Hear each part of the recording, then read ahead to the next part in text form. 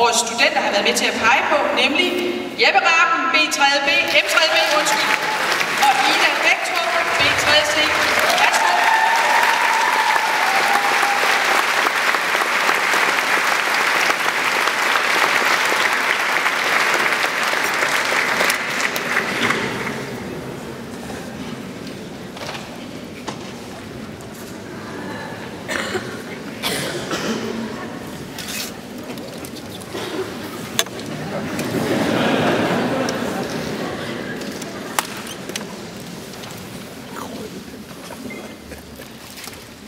Kære studenter.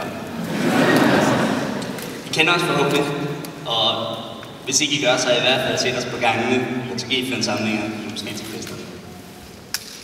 Til alle jer andre, som er kommet her i dag for at se jeres barn eller barnebarn, måske en ven eller en veninde, bror eller en søster, blive student. Alle jer vil vi gerne fortælle om, hvordan det har været at gå her de sidste 3 år. Vi vil gerne fortælle om alt det, vi har skulle kæmpe for, og alt det, vi har skulle kæmpe mod. Vi vil gerne fortælle om alt det, vi vil savne, og alt det, som vi ikke kommer til at savne. Men først og fremmest vil vi gerne sige til jeres søn, eller jeres datter, eller jeres veninde, tillykke. Ja, vi vil gerne sige tillykke til hver enkelt en af jer, men vi er ret mange, så det vil tage ret lang tid. Så vi overvejede, om man kunne sige tillykke til alle jer, der gik på ØB i 1. G. Eller til alle jer, der gik på Metro i 1. G.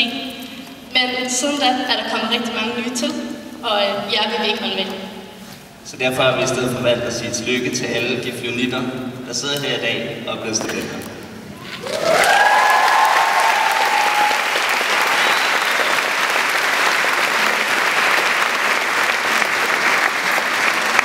Vi klarede den. Vi klarede den, fordi vores klassekammerater har hjulpet os med lektier og eksamener. Vi har klaret den, fordi vi har kunnet sætte os med vores rigtig gode venner. Enten med en kop kaffe eller en øl, og så brokke os over lærerne og karaktererne. Vi klarede den, fordi vi kunne, og fordi vi ville. Men der har også været udfordringer. Der har været afleveringer, der er blevet skrevet midt om natten. Der hvor man lige kigger på ud og tænker, 1 time søvn, det er også nok.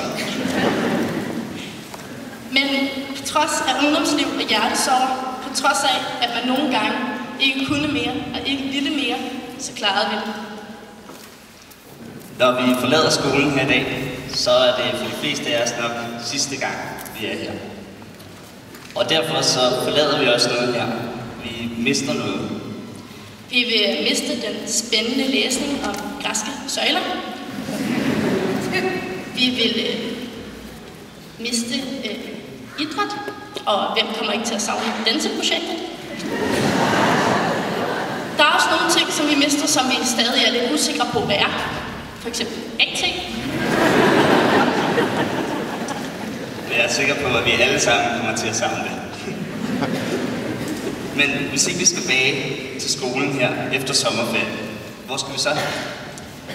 Nogle af os skal ud og blive kloge på alternativ brændstof, eller lære om, hvordan man bliver gode pædagoger og sygeplejersker.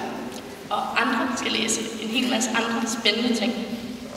Der er sikkert også nogen, der straks skal i gang med at redde verden. Måske tage til Afrika, uddele mad til folk, der sulter, eller lære børn om matematik eller kondomer. Men lige meget hvad det er, vi skal, så skal vi ud. Vi skal skabe fremtiden. Med alt hvad vi er, og alt hvad vi har. Og noget af det vi har, det er det vi har lært de her 3 år på G4.